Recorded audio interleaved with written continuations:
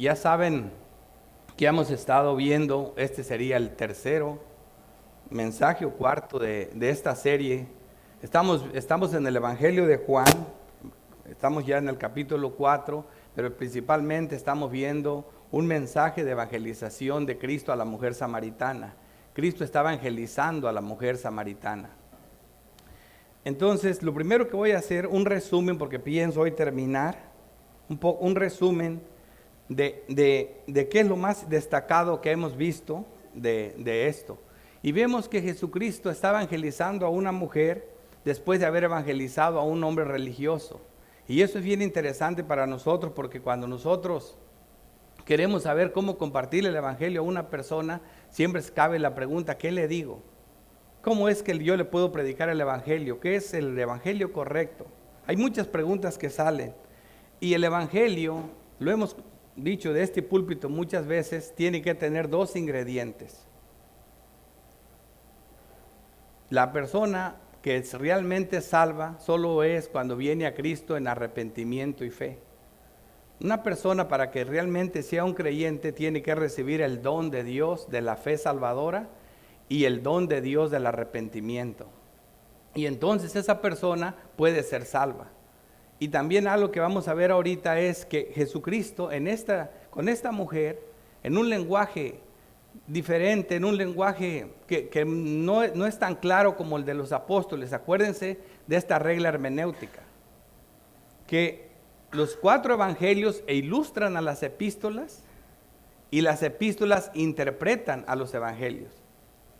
Pero oigan bien esto, si vamos a hablar de todas las divisiones de la lectura, la más importante son los 4 evangelios, están por encima de todos. Los 4 evangelios son el cumplimiento de todas las del Antiguo Testamento.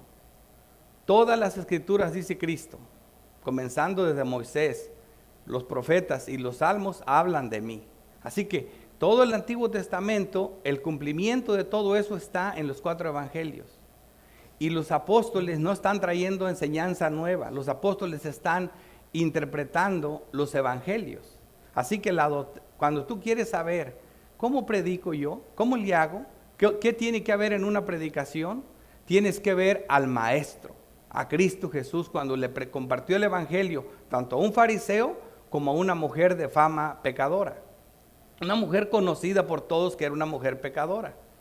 Entonces, ahí es donde debemos de poner atención, pero debemos que verlo a la luz de las epístolas y la doctrina que conocemos para poder entender que Cristo le está poniendo a esta mujer aquí 2 cosas que son necesarias.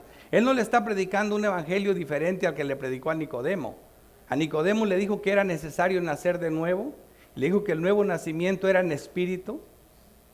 En otras palabras le dijo, necesitas que nacer de nuevo, y el nacimiento nuevo tú no puedes hacer nada. Es como el viento, no sabes de dónde viene ni a dónde va, pero el día que llegue lo vas a sentir. Y el nuevo nacimiento es en el Espíritu Santo. Dios depositará el Espíritu en ti y con el Espíritu Santo te vas a poder arrepentir.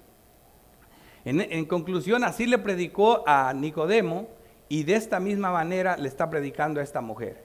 Y vamos a ver las 2 cosas que son necesarias en la predicación.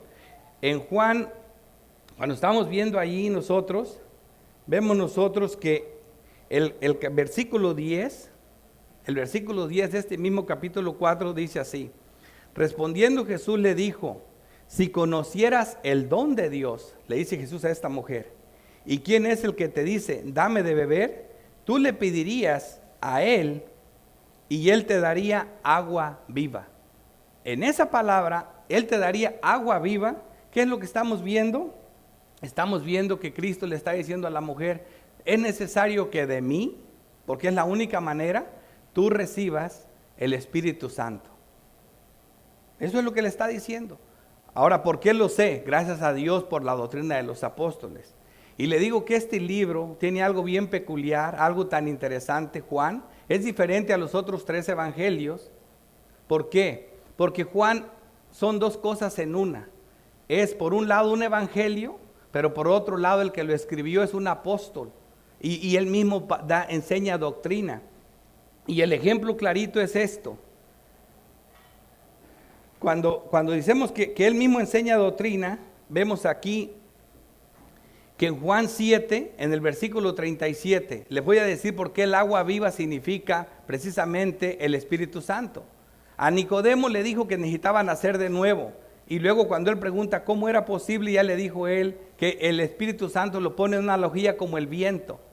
Aquí le dice del agua viva, pero se trata de lo mismo. ¿De qué? Del Espíritu Santo. Juan 7:37. En el último y gran día de la fiesta, Jesús se puso en pie y alzó la voz diciendo: si alguno tiene sed, venga a mí, beba. Esa agua solo la tiene él y la está ofreciendo. Venga a mí, beba. Fíjate lo que dice. Venga a mí, beba. El que cree en mí, como dice la Escritura, de su interior correrán ríos de agua viva. ¿Verdad? Eso que lo dice Jesús. Pero mira cómo lo interpreta el apóstol, para que veas la doctrina clara. Mira cómo lo interpreta en el versículo que sigue. Dice Juan, con su pluma mágica, como digo yo, versículo 39, esto dijo del Espíritu que habían de recibir los que creyesen en él, pues aún no había venido el Espíritu Santo porque Jesús no había sido aún glorificado. Esa es doctrina. El Espíritu Santo, o sea que esos ríos de agua viva, esa agua viva tiene que ver con el Espíritu Santo en una persona. En el mismo Juan 4:14, Jesucristo, cuando le desglosa esta verdad del agua viva, él mismo le enseña algo muy parecido a lo que estamos viendo en el versículo 39 de Juan 7:39. Miren, Juan 4:14. Mas el que bebiere del agua que yo le daré, no tendrá sed jamás, sino que el agua que yo le daré, dice Cristo, será en él una fuente de agua que salte para vida eterna. Si se fijan qué claras están las palabras parecidas a las mismas palabras que le dice Juan. Dice, el que creyera en mí, como dice la Escritura, de su interior correrán ríos de agua viva. Si se fijan, correrán ríos de agua viva y seré en él una fuente de agua viva que salte para vida eterna. Es prácticamente lo mismo. Cristo le está diciendo exactamente lo mismo. Necesitas al Espíritu Santo. ¿Necesitas para qué? Porque solamente así Jesucristo le iba a dar la fe salvadora, que es su justicia perfecta. Pero hay otra cosa que la mujer tenía que saber, porque esa es prácticamente la mitad del evangelio predicado a una persona. La otra mitad del evangelio, cuando se lo predicamos a una persona, es el arrepentimiento. La persona tiene que venir a Cristo en fe y arrepentimiento. Y la otra parte la encontramos en este versículo 16. Y fíjense cómo lo pone Cristo. Por eso los apóstoles tienen que interpretarlo. Jesucristo le dice a esta mujer, Jesús le dijo, ve, cuando ella ya dice, Señor, dame de esa agua, se le hizo tan atractiva que dice, dame de esa agua. Jesucristo, antes de darle el agua, le dice, te falta la mitad. Todavía apenas te prediqué la mitad del evangelio. Ahí te va la otra mitad. Jesús le dice así, llama a tu marido y ven acá. ¿Eso qué es? Gracias a Dios tenemos la doctrina. Llama a tu marido y ven acá. ¿Saben qué es eso? El mismo texto lo explica después, pero eso es, la confrontó con su pecado. Le presentó la ley. Le presentó la ley. Eso es, así es como viene el arrepentimiento. Por eso dice Dios que cuando el Espíritu Santo venga, una vez que ya lo tenemos, Él convencerá de pecado a la persona. Cuando tú tienes al Espíritu es cuando te puedes arrepentir y te vas a avergonzar de tu vida pasada. Pero si no está el Espíritu Santo, tú no lo puedes hacer. Por eso cuando tú le predicas el evangelio a un creyente que ya recibió el Espíritu Santo y comienzas a predicarle el evangelio, tú le vas a predicar también la ley. Porque precisamente la ley es la que lo va a hacer que se compuja de pecado, como dice el Espíritu Santo. Así es lo que hace el Espíritu Santo. Así que esas dos cosas eran esenciales en la salvación. Y ese, ven, llama a tu marido, no es otra cosa que fue que Cristo hizo la obra del Espíritu Santo. Porque el Espíritu Santo aún no había llegado, porque Cristo aún no había ido a la cruz, no había sido glorificado. Pero Cristo, que tenía ojos como llama de fuego, Él penetró el corazón de la mujer. Él hizo lo que hizo el Espíritu Santo. Le dijo, 5 maridos has tenido y el que ahora tiene es nuestro marido. Y ella dijo, wow, este hombre, con este no hay secreto, sabe todo. Es lo que hace el Espíritu Santo. Penetra y sabe todo. Pero Cristo hizo exactamente lo mismo en ella. Por eso esa mujer se arrepintió. Y esa es una salvación completa. Creyó y se arrepintió. Ahora, eso lo vemos en esta historia. Y aquí ya estamos al final de concluyendo la historia. Y en la conclusión de esta historia, vemos aquí estas palabras de Cristo que vimos ahorita, ya comenzando con nuestro estudio. Dice Cristo, Juan 4:31. Entre tanto los discípulos le rogaban diciendo, ¿qué es esto entre tantos? Habemos aquí nosotros que en los versículos anteriores vemos que dice, entonces la mujer dejó su cántaro y cuando llegaron los discípulos, aprovechando la confusión, la interrupción, si se puede decir que no era interrupción, entonces la mujer dejó su cántaro y fue a la ciudad y dijo a los hombres, venid y ved. Eso es lo que hace ella, venid y ved. Dice, a un hombre que me ha dicho todo cuanto he hecho, ¿no será este el Cristo? Dos cosas le dice ella a él. Estas dos cosas que esta mujer samaritana está diciendo, le está llevando el mismo evangelio que ella recibió. Dos cosas, le está predicando a Cristo, porque solamente así puedes recibir la justicia de Dios, la fe, es creyendo en la obra de Cristo. Ella le dice, venid y ve a un hombre que me ha dicho todo cuanto he hecho. ¿Qué es eso? La ley. ¿Me entiendes? Ella le está diciendo la ley que le aplicó Cristo a ella, es la misma que le está aplicando a ellos. Un hombre que te descubre de pecado, un hombre que te confronta con tu pecado. Eso es lo que le está diciendo. No que fue por un testimonio, como muchos piensan que la gente se salva por testimonio. No, los testimonios no salvan a nadie. Los testimonios se dan en la iglesia de los creyentes que se van a adherir a la iglesia para saber nosotros cómo es que Dios los trajo a los caminos de la fe. Pero no son para salvar. Entonces, y la otra parte le dice, ¿no será este el Cristo? El Cristo que estamos esperando, porque ella misma le dice, sé que ha de venir el Mesías, llamado el Cristo. Cuando Él venga, Él nos declarará todo, Él nos enseñará todo, Él nos dirá la verdad. ¿Por qué? Porque esta mujer sabía algo de eso. Entonces, esto es bien interesante. Por eso ese entre tanto, estamos hablando de esos acontecimientos, dice, los discípulos le rogaban diciendo, Rabí, come. Ya la mujer se había ido a Sicar. Sicar no estaba nada de lejos, mira, ella estaba en el pozo de Jacob. Para que su mente se ponga a pensar en eso, está el monte Serigim, donde se pronunciaron las bendiciones, una pequeña montañita. Luego está el otro lado del monte Ebal, termina una y comienza la otra, y en medio se encontraba Sicar.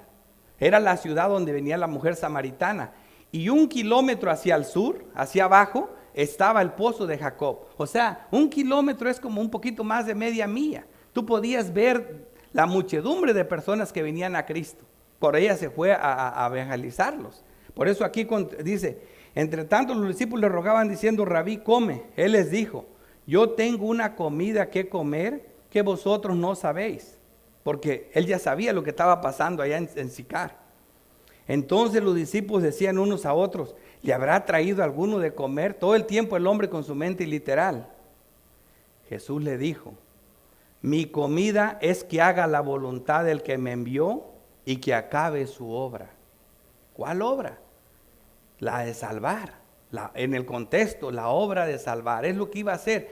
Mira lo que viene allá, yo tengo que parar esto, tengo primero que predicar el evangelio, tengo que salvar almas, porque eso es más grande que cualquier necesidad. Yo estoy cansado, tengo sed y tengo hambre, pero primero voy a hacer lo que tengo que hacer. Ahora, por eso el texto de apoyo siempre tiene que ver con esto.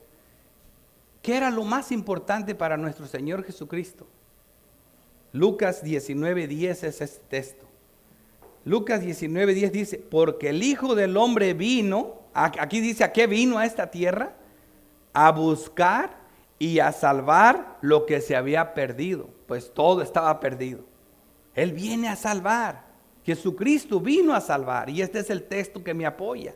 Por eso él pone en contraste, hay algo que me interesa más que comer, hacer la voluntad de mi Padre, y es salvar a las personas. Así que Cristo vino a salvar. Como vamos a desarrollar este tema, son 4 encabezados pero sencillos, siguiendo los textos que estamos aquí para que vayan siendo predicados estos textos. Vamos a ver como punto número 1 el alimento del alma. Como punto número 2, desnutrición espiritual. Yo con esas palabras difíciles, pero como quiera las escribo aquí. Y luego el tercero es la gran comisión y cuarto, la gran cosecha. Así que ahora sí comenzamos versículo por versículo. El alimento del alma. Juan, aquí ya vimos en estos pasajes, dice, entre tanto, como ya lo leí los discípulos. Así que Jesús le dijo que mi comida es que haga la voluntad del que me envió y que acabe su obra.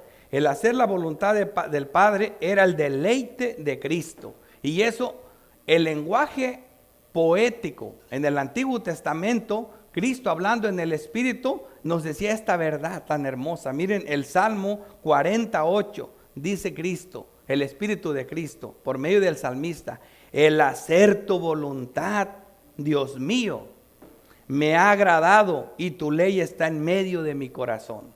Fíjate lo que decía, el hacer tu voluntad me ha agradado y tu ley está en medio de mi corazón. Eso era lo primero para nuestro Señor. Jesús dejó bien claro que la voluntad de su Padre estaba por encima de todo, de todo. Y esto es un ejemplo, hermano. Y cuando digo de todo, yo quiero que pongan atención a las cosas de Dios, porque voy a predicar el Evangelio. Es la palabra de Dios. No hay que aprovechar la oportunidad porque es Dios hablando. Aunque yo soy el que estoy predicando ahorita, pero estoy leyendo la Biblia. Les estoy diciendo lo que Dios dice. Pongan atención porque se trata de su alma. Si les hablara de otra cosa, se pondrían a cira, si tocara otro tema importante, porque nos gusta el chisme, nos gusta el movimiento. Si yo empezara a llorar, a gritar, ustedes se ponen así, mira. Pero yo estoy hablándoles de Dios, por favor pongan atención. Es Dios el que está hablando. Jesús dejó bien claro que la voluntad de su Padre está por encima de todo. Y mira lo que dice, Mateo 12, versículo 50. Porque todo aquel que hace la voluntad de mi Padre que está en los cielos, ese es mi hermano, mi hermana y mi madre. Le dicen los discípulos, Señor, allá afuera está tu familia. ¿Qué hago? Si hubiera sido un Ricardo cualquiera otra persona, yo soy importante, no, vayan a abrirles paso porque esa es mi familia. Ellos van primero. No.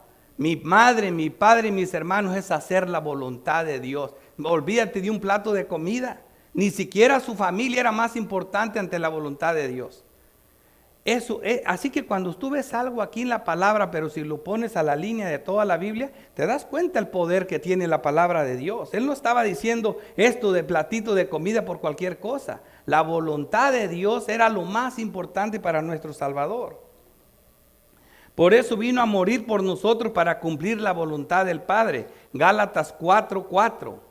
El cual se dio a sí mismo por nuestros pecados, para librarnos del presente siglo malo, conforme a la voluntad de nuestro Dios y Padre.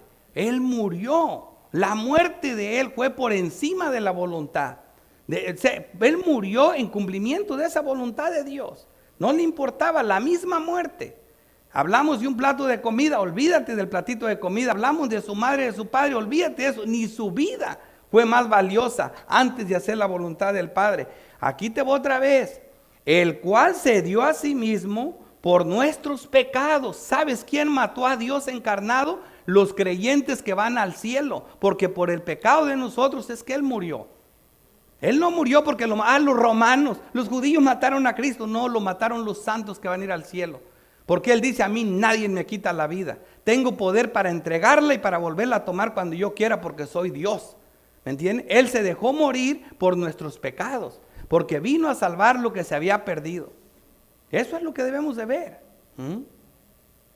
Es importante que analicemos eso. Y estoy predicando la palabra de Dios. Esta es la voluntad de su Padre. Juan 6. Esta es la voluntad de su Padre. Juan 6:37. Todo lo que el Padre me da, vendrá a mí. Y el que a mí viene, no le echo fuera. Así que ¿cómo iba a echar fuera esa multitud que se estaba desprendiendo de allá de Sicar? No le echo fuera. ¿Por qué, Señor? Porque he descendido del cielo no para hacer mi voluntad, no para ponerme a comer primero, porque estoy cansadito y a tomar agua. No, yo no he descendido del cielo, yo descendí del cielo no para hacer mi voluntad, sino la voluntad del que me envió, la del Padre. Versículo 39. Y esta es la voluntad del Padre que me envió, que de todo lo que me diere, no pierda yo nada, sino que lo resucite en el día postrero. Venía a salvar, a darnos una vida nueva, a que venciéramos la muerte.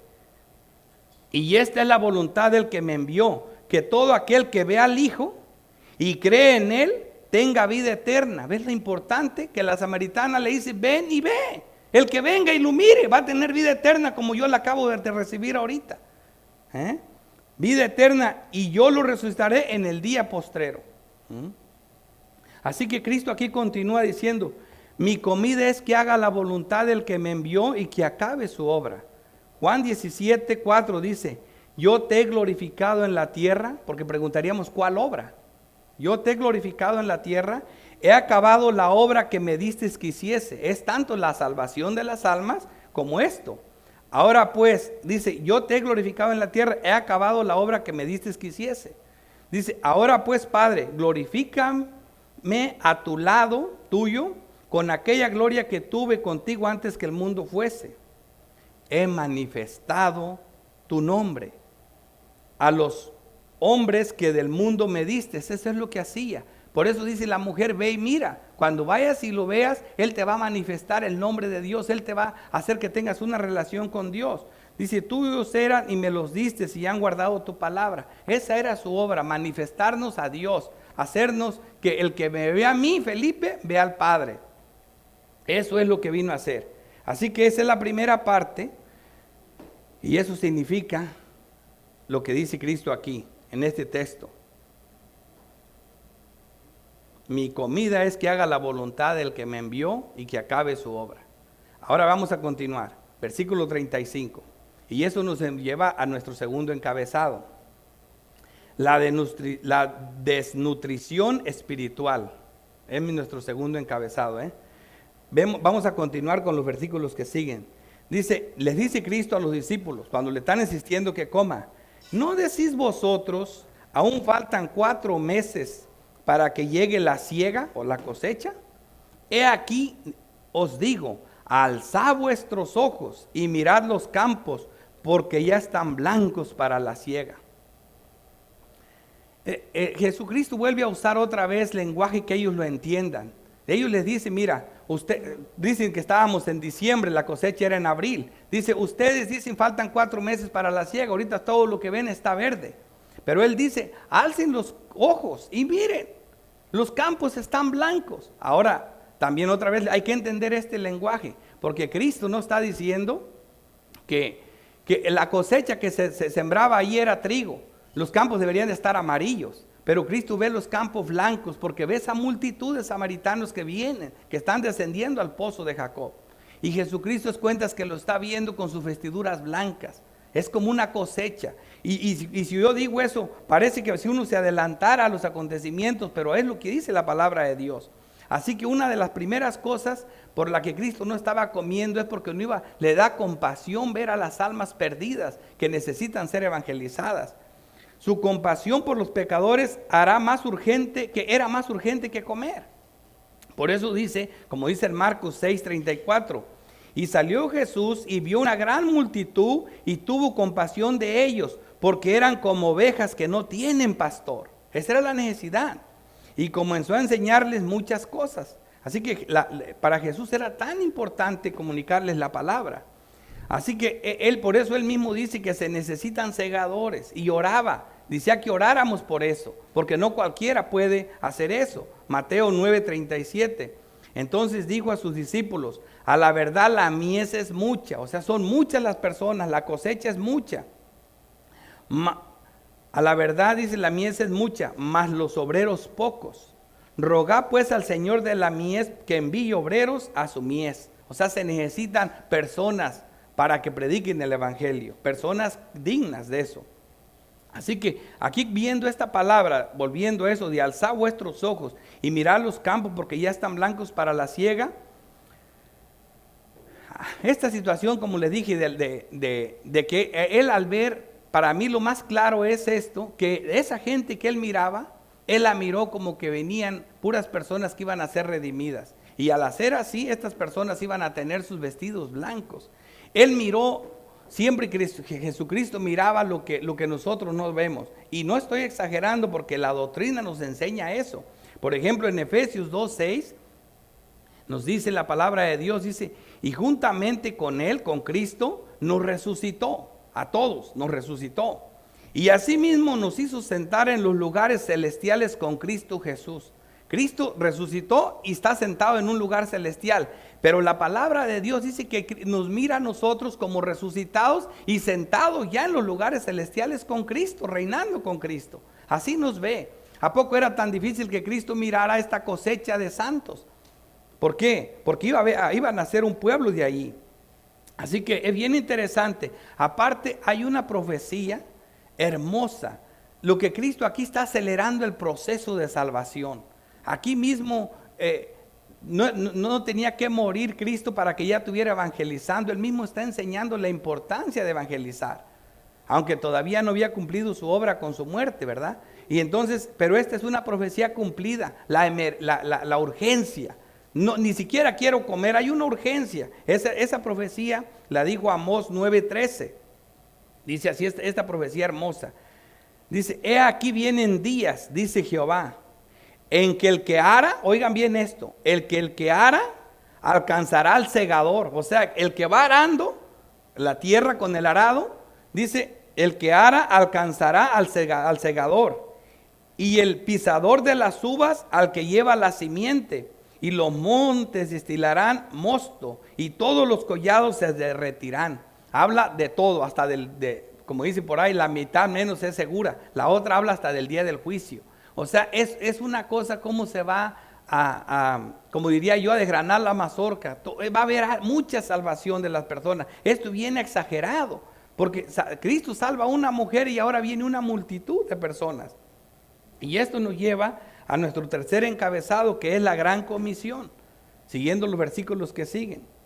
La gran comisión. El 36. Y el que siega recibe salario y recoge fruto para vida eterna. Porque el que siembra, para que el que siembra goce juntamente con el que siega.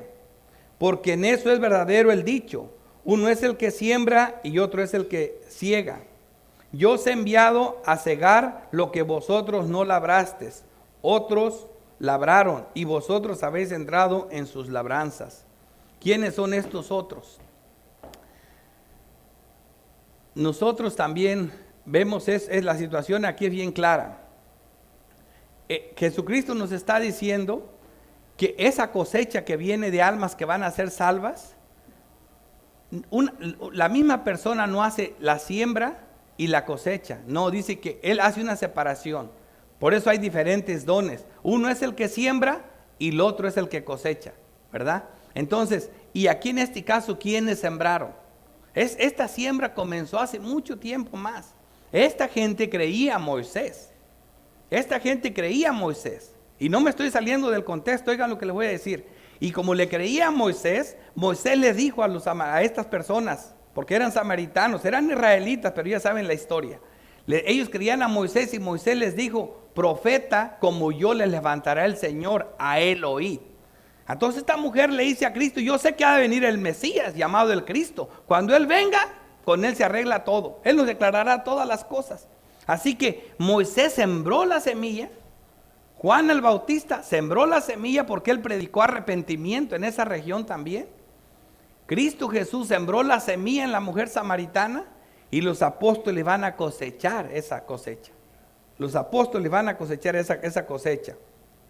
Y también nosotros somos llamados a sembrar y a cosechar. En este caso es Cristo, pero lo hizo Moisés, lo hizo Juan, lo hace Cristo, ¿verdad?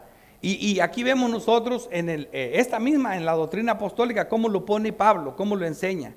En 1 Corintios 3:6 dice Pablo: yo planté, al igual que Cristo, ahora me tocó a mí plantar. Acuérdate que Pablo no fue pastor de ninguna iglesia.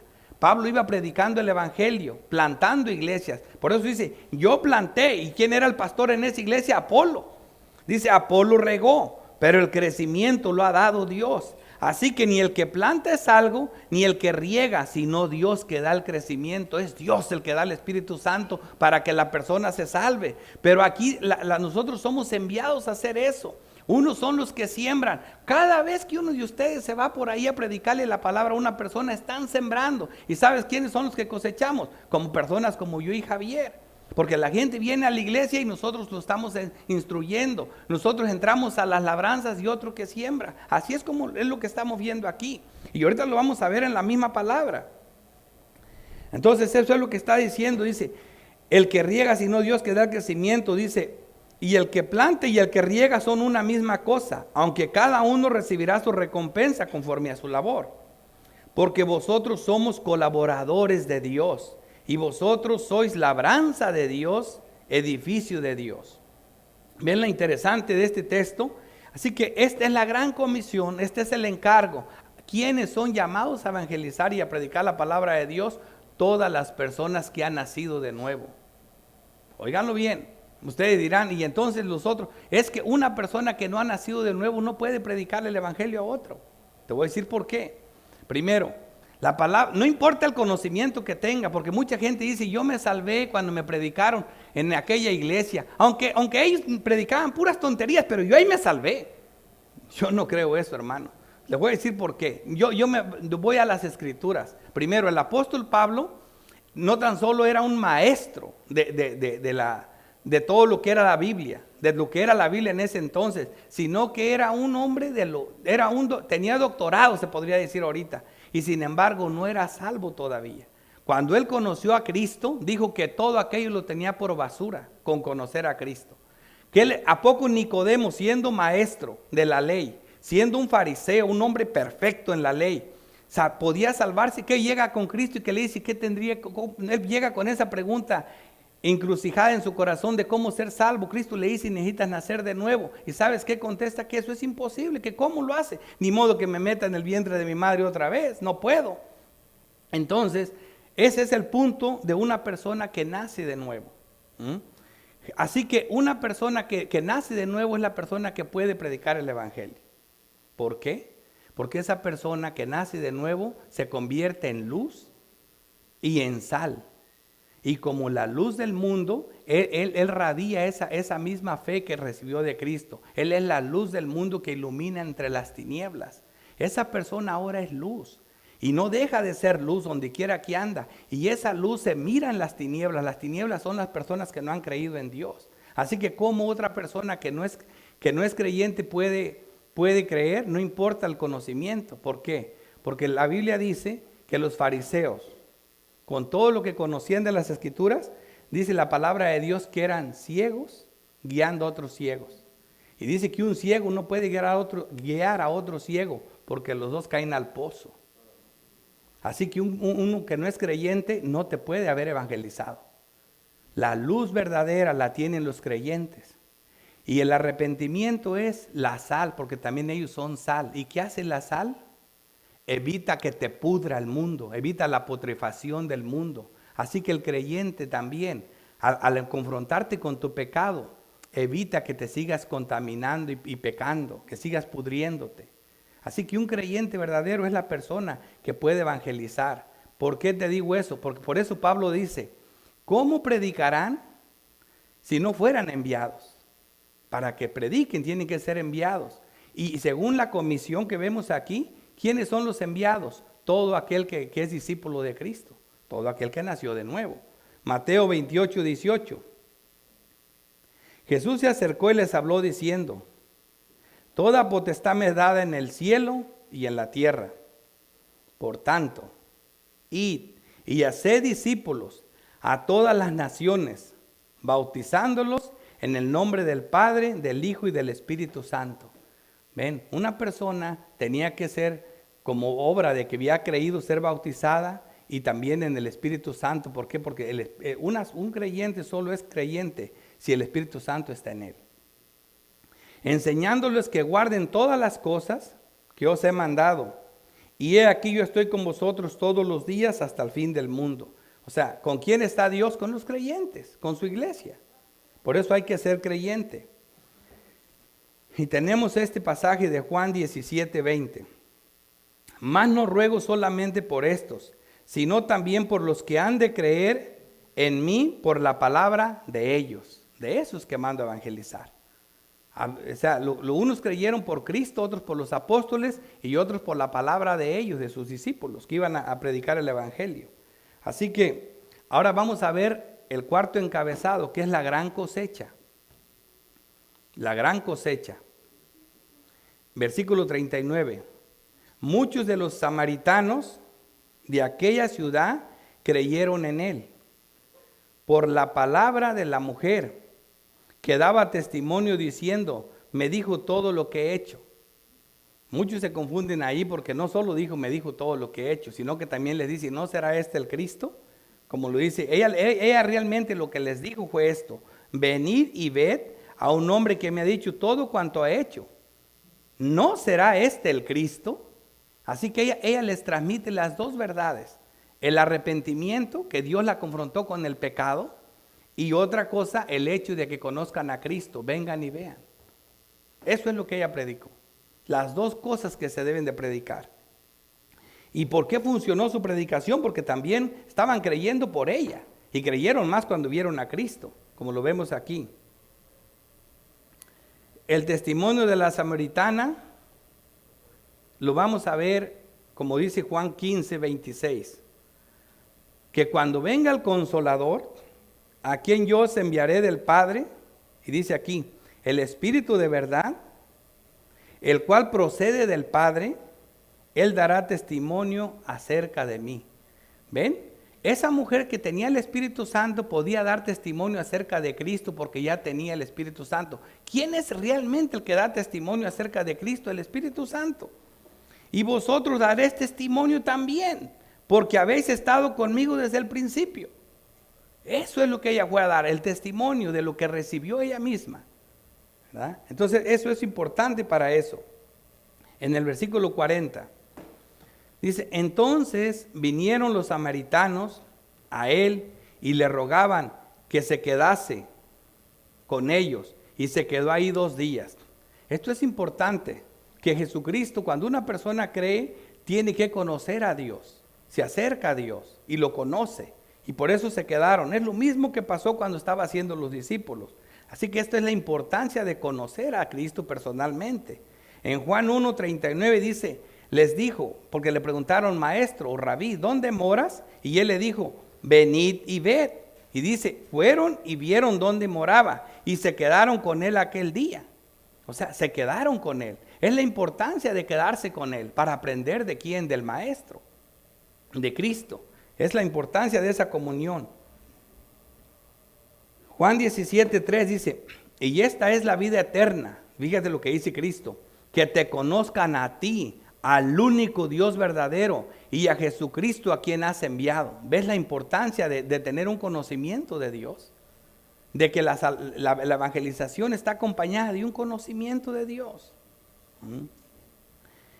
Y dice, he manifestado tu nombre, en el versículo 6 de Juan 17:6, a los hombres que del mundo me distes, tuyos eran y me los distes, y han guardado tu palabra. Cristo dice que a los que le dio, les dio a manifestar su nombre, les dio a conocer. O sea, cuando dice Cristo, el que me ve a mí, ve al Padre. Por eso era la importancia de ver a Cristo y de tener comunión con Dios, con Cristo y con el Padre. Y aquí vamos a entrar al versículo 41.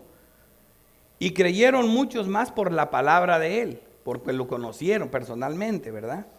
Y el 42, y decían a la mujer, ya no creemos solamente por tu dicho, porque nosotros mismos hemos oído y sabemos, aquí está la clave, que verdaderamente este es el Salvador del mundo, el Cristo.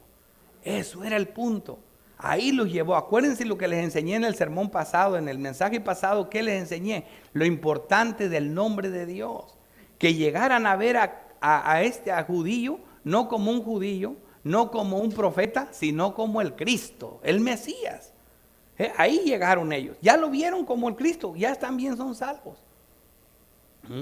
Así que esto es importantísimo, esto es la importancia de conocer personalmente al Señor. Y aquí otra vez Juan 17:26 dice, y les he dado a conocer tu nombre, y lo daré a conocer aún, para que el amor con que me has amado esté en ellos y yo en ellos. Esta es la relación, esta es la unión en conocer al nombre de Dios. Eso es lo que nos hace estar en Cristo y Cristo en nosotros. Es importante. Aquí vamos a ver unas pruebas de los resultados de esta gran cosecha. Les decía yo que se convirtieron muchas personas y vinieron a Cristo de los samaritanos. Por eso los miraba como con ropas blancas. Pero hay textos que prueban que en Samaria se hizo una iglesia. Y se los voy a leer, son 3 textos. Hechos 8:14. Dice, cuando los apóstoles que estaban en Jerusalén oyeron que en Samaria habían recibido la palabra de Dios, enviaron allá a Pedro y a Juan. O sea que en Samaria, aquí llegó Pedro y Juan, entraron a las labranzas de donde otro sembró, a cosechar lo que ellos no sembraron. Ahí estaba un pueblo, ya una iglesia. Más pruebas. Hechos 9:31. Entonces las iglesias tenían paz por toda Judea, Galilea y Samaria. Había iglesias en Samaria. Había pueblo de Dios en Samaria. Pablo y Bernabé, regresando de su primer viaje misionero, también pasaron por ahí. En Hechos 15:3 dice, ellos pues, habiendo sido encaminados por la iglesia, pasaron por Fenicia, que es donde está Tiro y Sidón, y Samaria. Ahí pasaron. También Pablo entró a Samaria, pasó por Samaria. Dice, contando la conversión de los gentiles, y causaban gran gozo a todos los hermanos. Había hermanos en Samaria. Fíjate lo que pasó y cómo llegó la predicación por una mujer de mala fama y de mala reputación, pero que cuando eso pasa, cuando una persona nace de nuevo no se queda quieta. Vamos a ver. Así que sabemos que verdaderamente este es el Salvador del mundo, el Cristo. Filipenses 3:20. Más nuestra ciudadanía está en los cielos, de donde también esperamos al Salvador, al Señor Jesucristo. Es importante lo que ellos, a la conclusión que llegaron los samaritanos, de que Él era verdaderamente el Cristo, el Salvador del mundo. Porque como dice Hechos 12, en ningún otro hay salvación, en ningún otro, porque no hay otro nombre bajo el cielo dado a los hombres en que podemos ser salvos. Por eso era tan importante que llegaran a la conclusión de conocer a Cristo como el Salvador, porque no hay otro nombre para poder ser salvos, solo en Cristo Jesús. Y ahora rápido, un par de aplicaciones. En Lucas 24, versículo 6 dice, y les dijo, así está escrito, y así fue necesario, que el Cristo padeciese y resucitase de los muertos al tercer día, la obra de Cristo cumplida. Y que se predicase en su nombre el arrepentimiento y el perdón de pecados en todas las naciones, comenzando desde Jerusalén. Así que, a no ser que algunos no hayan nacido de nuevo, de lo contrario todos deberíamos predicar el evangelio, porque es lo que está diciendo aquí. Y le voy a decir una cosa, hay ciertas doctrinas que son tan repetitivas, que todas las iglesias, hasta las iglesias más corrientitas que no predican la verdad, estamos de acuerdo.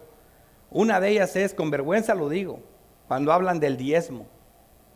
Todo el mundo está de acuerdo con el diezmo, la Biblia lo enseña. Ahí no hay discusión, nadie se pelea por eso. Tienen que soltar el diezmo. Nosotros no creemos en el diezmo, porque la Biblia en el Nuevo Testamento no dice eso, pero ellos, en eso todo, y hasta los reformados, no, el diezmo sí, eso va, implícitamente, pero va. No se puede hacer doctrina de algo implícito. Para que yo crea en el diezmo tiene que ser doctrinalmente establecido, y no lo está. Así que, pero ahí no hay discusión, ahí nadie se pelea. Y en esta otra cosa, en esta gran comisión tampoco se pelean. ¿Saben por qué? Porque esto se llama lo que yo le llamo publicidad gratis. Mandar a todo mundo a predicar y evangelizar es como se llenan las iglesias. Por eso todas las iglesias ya les dan con látigo a la gente. Si son los testigos de Jehová, son incansables predicando el evangelio, casa por casa. Así los tienen. A los mormones, para darles la educación, les dicen, pero primero tienes que predicar el evangelio. Los mandan un año, no sé si 2, a muchos, a todo el mundo. Allá andan en las bicicletas o algo predicando el evangelio. Todo el mundo es insistente en que prediques el evangelio. ¿Por qué? Porque es la manera que llega gente a la iglesia. Tú échalos para acá, tú ve y predica, y ahí anda la gente repartiendo información por todas partes. Por eso parece que hasta vergüenza me da decirles esto, pero por otro lado, es imposible que una persona que creyó se quede quieta.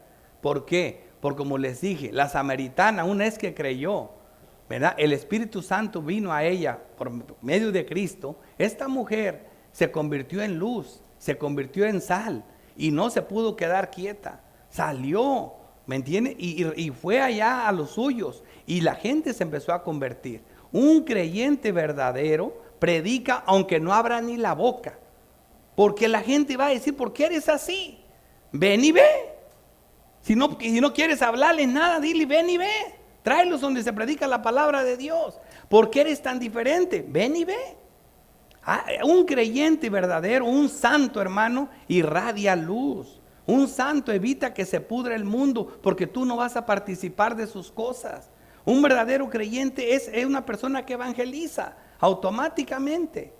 Todos son llamados a sembrar esa palabra de Dios. Es la gran comisión. Y estos textos son los que se los repiten a todo mundo y los hacen ir a predicar. Nosotros no creemos que vaya la gente a predicar, a fastidiar gente a todos lados. No, la gente, cuando dice la palabra de Dios que a Cristo le era necesario pasar por Samaria, ¿saben lo que significaba eso? Ir a predicar el evangelio donde nadie le gustaba. ¿Saben qué hacían los judíos? Se iban o por la montaña o por el mar, pero no pasaban por Samaria, aunque era la ruta más corta para ir a Galilea, de Judá a Galilea. No pasaban por Samaria porque decían que eran perros los samaritanos, no los podían ver. Y Cristo dice Cristo: me es necesario por mi Padre, porque ahí tiene pueblo. Así que ahorita, si estamos en América Latina, la gente dice: siento un llamado a predicar el evangelio, y que no se dan cuenta a dónde lo sienten, a Estados Unidos. ¿Me entiendes? Ahí hay mucho, no hay más perdidos donde tú estás, pero te gusta más acá. ¿Me entiendes? La gente busca el llamado, pero donde ellos quieren. No, el llamado no es así. Es donde Dios te puso, la gente que está cerca de ti. Ese es el prójimo al que le tienes que predicar el evangelio, donde quiera que estés. Si es necesario, y por dice: no, es que yo no predico porque con los que trabajan conmigo son puros corrientes, groseros, pecadores. Así eran los samaritanos, y allí le era necesario a Cristo. Lo que te toque. Si son corrientes, a ellos. Si son gente, doctores, si te toca estar ahí y el doctor te viene a ver todos los días en la cama del hospital, pues al doctor, al que te toque. ¿Me entiendes? Así que no hay una excusa. Por eso dice: le era necesario pasar por Samaria. Segunda aplicación, Marcos 16, 14. Finalmente se apareció a los 11 mismos, estando ellos sentados a la mesa, y les reprochó su incredulidad y dureza de corazón, porque no habían creído a los que le habían visto resucitado. Y les dijo: id por todo el mundo y predicar el evangelio a toda criatura.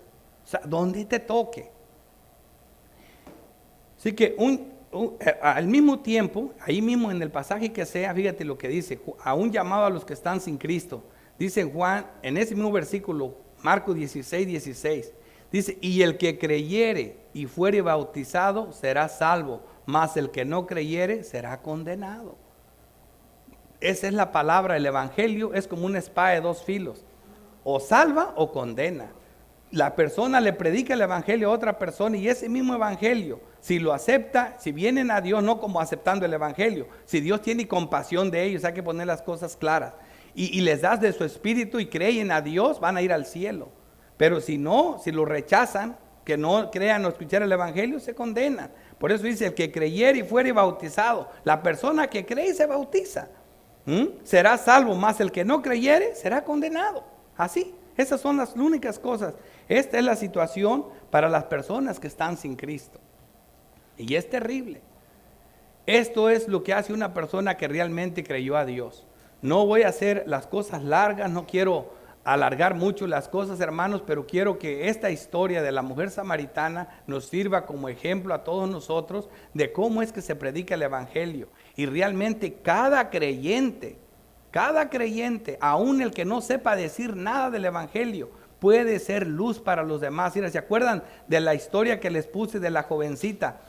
Imagínense qué circunstancias llegaron para que fuera salvo Naamán el sirio. Vinieron a Jerusalén y se llevaron a esta muchacha cautiva. ¿Te imaginas? Una desgracia. Se la llevaron prisionera para venderla como esclava. Se la vendieron a Naamán el sirio. Y ahí donde estaba esa niña, esa jovencita, cuando vio a ese Naamán lleno de lepra, que significaba el pecado, como ya lo sabemos, le dice a su señora: yo sé dónde pueden curar a su esposo. Allá en Israel hay un hombre de Dios que si va, lo cura. Y allá fue a dar Naamán. Allá fue a meterse al río sucio del Jordán, como él decía. Allá su piel le quedó como bebé. Allá fue salvo. Y no le predicó más que le dijo: ve y mira, allá está el hombre de Dios. Todos podemos hacer eso. Si tú sabes que se está predicando el verdadero evangelio, se está predicando la palabra de Dios, ven y ve. ¿Por qué? Porque las personas, ella era luz, ella sabía del evangelio, era una niña. Y Dios la tuvo que llevar a esas circunstancias. ¿Ustedes se imaginan cómo la trató de ahí en adelante Naamán? Si ese hombre se convirtió de todo corazón a Dios. Ahí mismo le pidió perdón al profeta Eliseo, le dijo: Señor, que Dios me perdone cuando lleve a mi Señor a adorar a su Dios, y cuando mi Señor se agache, si yo tengo que inclinarme al sostenerlo, perdóneme, porque yo ya nunca voy a adorar a otro Dios que no sea el Dios del cielo, al Dios de esta tierra. Estaba convencido. Entonces te imaginas cómo ver querido esa jovencita que le predicó el evangelio. ¿Y cómo se lo predicó? Ve y mira, allá está el hombre de Dios. Como hizo la samaritana: vengan y vean, acá está un hombre que hizo algo grandioso. Entonces nosotros estamos predicando a Cristo, y cuando predicamos la palabra de Dios vamos a hacer algo grandioso, pero no cuando predicamos nuestras ideas. Así que vamos a orar y vamos a rogar a Dios que seamos sal y luz para los que están en tinieblas. Oremos. Padre nuestro, Dios todopoderoso, creador del cielo y de la tierra, oh bendito Dios, cómo te doy gracias, Padre, por Cristo Jesús. ¿Qué sería de nosotros, Señor, sin su Espíritu que nos dejó? Para que nos guíes a la verdad del Evangelio, para que nos guíes a tu palabra, para que nos guíes y nos lleves a las almas perdidas, Señor. Ayúdanos, Padre Santo, a hacer luz en este mundo de tinieblas, a evitar que se siga corrompiendo el mundo. Ayúdanos a predicar el Evangelio, a predicar la buena nueva de lo que hiciste por nosotros, aún siendo pecadores, que nos diste tu justicia perfecta y moriste por nuestros pecados. Ayúdanos a mostrarle, Señor, que solo tú puedes dar arrepentimiento para vida por medio de tu Espíritu, porque te lo pedimos, oh buen Dios, en los méritos de Cristo Jesús. Amén.